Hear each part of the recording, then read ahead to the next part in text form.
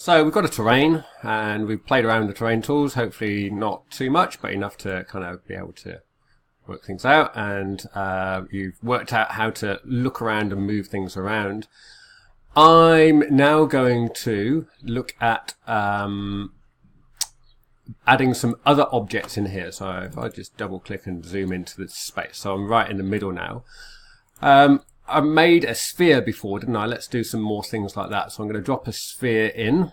Now remember, they make them by default 1 meter by 1 meter by 1 meter, which is actually pretty cool. It makes it sort of a manageable size when you're in there as a 1.7 meter tall controller object. I always find it interesting that it drops it in such a random place. So instead of dropping it as 0, 0, 0, which kind of makes sense, it drops it in, I don't know where this place is. So I'm just going to move this. I'm just going to go in here and move the X and the Z. And I'm just going to, if I put it 1 meter above the ground, yeah, that's okay. If I put it 0.5 meters above the ground, then it's actually touching the ground. Let's just zoom in on that. This is such a horrible window to work in, isn't it, sometimes? Yeah, you can see it's just touching the ground, or I can move it up, a bit like that. And also I can scale it on each of the axes. So if I just scale on one axis, it looks like a big sort of egg-shaped thing. If I scale on two axes, it looks like a disky-shaped thing. And if I scale on all three axes, then I've got a much bigger sphere. So I can play around with that kind of thing. And the other 3D kind of primitive objects you can add in, there's a capsule, a cylinder.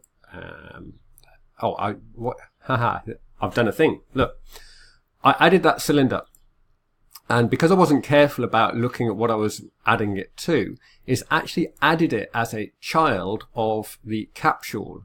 So the capsule owns the cylinder, as it were. And what that means, if I move the capsule, so if I move the capsule, say, to there, the cylinder moves with it. And everything that I change, you can see the cylinder is attached to the capsule, which is massively irritating sometimes when you didn't want that to be the case. But of course, it is super useful if you do want it to be the case. So for example, you had made an object. Where's my cylinder? I need to move things around, so I need to pick up this one, and I'll just talk about these in a moment as well. So if you have made a minion, perhaps, from two of these stuck together, you can see how, because I'm moving the capsule, the cylinder moves with it, so I could have create something that is built up from parts, which is how a lot of Unity stuff works. Or most Unity stuff works, I should say. So it's really super useful when you want it to be that case, and super annoying if you don't. So the fix is I'm going to pick this up and I'm going to drop it into the top level of the hierarchy, which can be a bit of a fiddle trying to work out where that actually is. But yeah, and now you'll see I can move these things independently of each other. Talking of moving, let's just zoom in and look at this thing here. So I can move in 3 axes by grabbing these, but it never quite seems to behave like I want. So I've picked up the green one here, and that's allowing me to move it around purely on the Z plane, or the sort of horizontal plane, but that's kind of annoying. I find this is good for doing quick and dirty, putting things roughly where you want them. But a lot of the time I find it completely necessary once I've done that to just refine positions a little bit and go up here and say, well, instead of that I want that, and instead of that I want it at a minus 0.5 or whatever it is that I want it to be, and then position it there. And if you don't get those things, it might be because you've got a different one of these clips. So for example, this one now allows me to rotate in these 3 planes as well.